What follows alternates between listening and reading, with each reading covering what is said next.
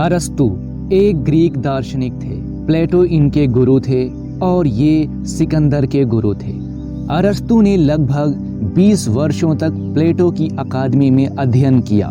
इन्होंने बहुत सारे विषयों पर अनेकों रचनाएं करी, जैसे भौतिकी, कविता, नाटक, संगीत, तर्कशास्त्र, राजनीति शास्त्र, नीति शास्त्र तथा जीव विज्ञान आदि।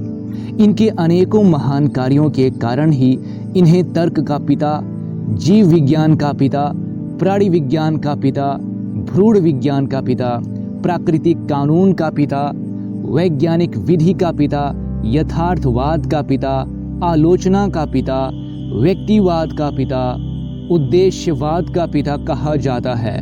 अरस्तु मानते थे कि पृथ्वी ब्रह्मांड के केंद्र में है और केवल 4 तत्वों से बनी है: मिट्टी, जल, वायु और अग्नि। चलिए अब इनके विचार सुनकर खुद में एक सकारात्मक ऊर्जा भरें। अरस्तु कहते हैं, एक दोस्त आपकी दूसरी प्रति की तरह है। वह जो समाज में रहने में असमर्थ है या जिसकी कोई आवश्यकता नहीं है क्योंकि वह अपने लिए पर्याप्त है, उसे या तो पशु होना चाहिए या भगवान होना चाहिए। सभी व्यक्तियों को जो सही है उसे करने का प्रयास करना चाहिए, न कि जो स्थापित है उसे करना चाहिए। जो सबका मित्र होता है वो किसी का मित्र नहीं होता है। न्यायपूर्ण व्यवहार करने में ही सारे गुण समाहित हो जाते हैं। शिक्षा बुढ़ापे के लिए सबसे अच्छा प्रावधान है। अपनी इच्छाओं को अपने वर्तमान साधनों तक ले आओ। उन्हें तभी बढ़ाएं जब आपके बढ़े हुए साधन अनुमति दें। बिना साहस के आप इस दुनिया में कुछ भी नहीं करेंगे। प्रतिष्ठा के बाद साहस ही दिमाग की महानतम विशेषता है।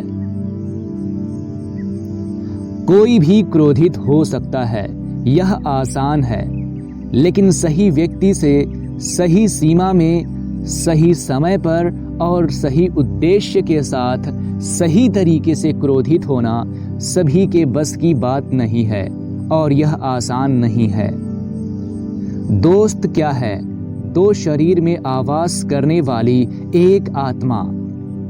दिल को शिक्षित किए बिना मन को शिक्षित करना कोई शिक्षा नहीं है। श्रेष्ठ व्यक्ति वही बन सकता है जो दुख और चुनौतियों को ईश्वर की आज्ञा मानकर उसे स्वीकार करके आगे बढ़ता है। बिना कष्ट के हम सीख नहीं सकते हैं, क्योंकि सीखना बच्चों का खेल नहीं है। पागलपन के मिश्रण के बिना कोई महान प्रतिभा नहीं है। कॉमेडी का कोई इतिहास नहीं रहा है, क्योंकि पहले इसे गंभीरता से नहीं लिया गया।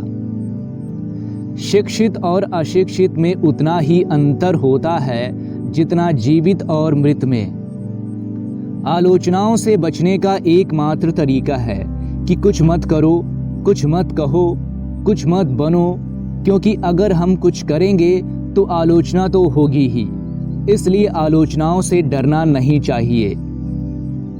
इंसान लक्ष्यों के लिए जीने वाला एक प्राणी है। उसके जीवन का तभी अर्थ है जब वह अपने लक्ष्यों के लिए प्रयास करता रहे और उन्हें प्राप्त करता रहे। एक सामान्य खतरा सबसे कड़वे शत्रुओं को भी एकजुट करता है।